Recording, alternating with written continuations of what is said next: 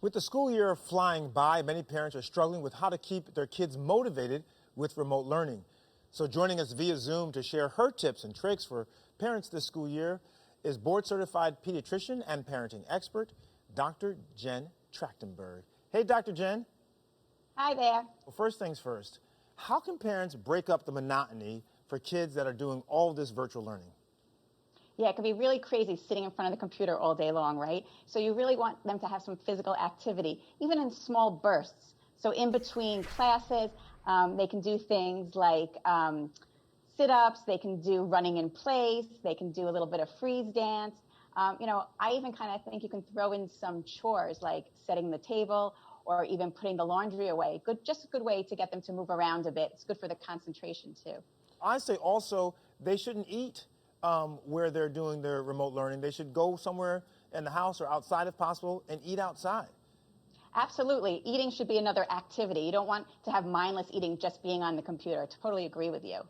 And what about routines? Because I always believe that routines, whether you're in school or out of school, are really important for kids. Yeah, kids really thrive on routine, especially when they know what to expect. So you want to start that day off with a routine that they know of. So, for example, getting up the same time each day. And you also want to make sure hygiene is really good, that they brush their teeth, that they get dressed. You know, they really shouldn't be wearing their pajamas, even if it's remote. You want them to be really ready and set for that school day. Yeah, and I say, for example, in my house, listen, you don't have access to your cell phone in school. It's in your locker. Well, guess Right. what? When you're sitting there at your computer, no cell phone next to your computer because that's not the routine you have at school. Absolutely. Some people have like a basket where all the cell phones go during the day, when kids are at school, so then they don't, have access to them or don't be tempted. We know kids are adaptable, they're resilient, but even with that great resiliency, they miss their friends, they miss hanging out, they miss those social interactions.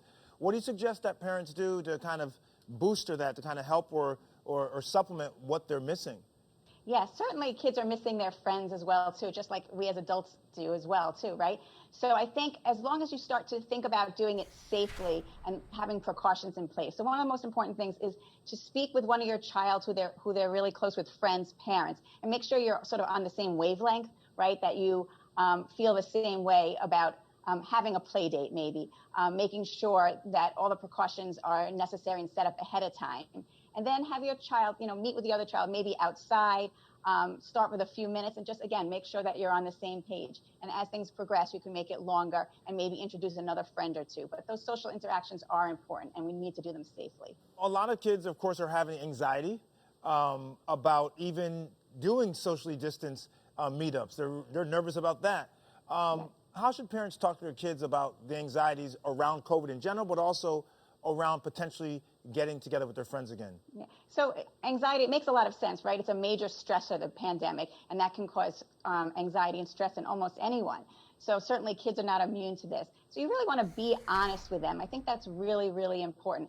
Kids really can see right through you. So if you pretend everything is rosy and perfect, and then they hear you on the phone talking to a friend and you're saying something different, that's going to actually stress them out more. So you really want to be honest, but talk to them in a way that's understandable to them on their level, their developmental level as well. And you also, want to make sure you listen to them. Kids want to be heard. You don't have to solve every single problem, but let them be heard. I think that's really reassuring to them, that they know that they have your support. Yeah, I think it's important to be able to, it's a delicate balance, right? You want to talk to your kids and stress the importance of precautions and what's going on, but you also don't want to scare them. They're still kids. Correct. Yeah. Because you have to think about, ask them what their questions are, because what you're thinking in your brain, maybe about work and maybe not being able to go back to work because of COVID, your child may just be thinking about, can they see their friend Johnny or not? So make sure that you ask them and then answer their specific questions. It will really help decrease their anxieties.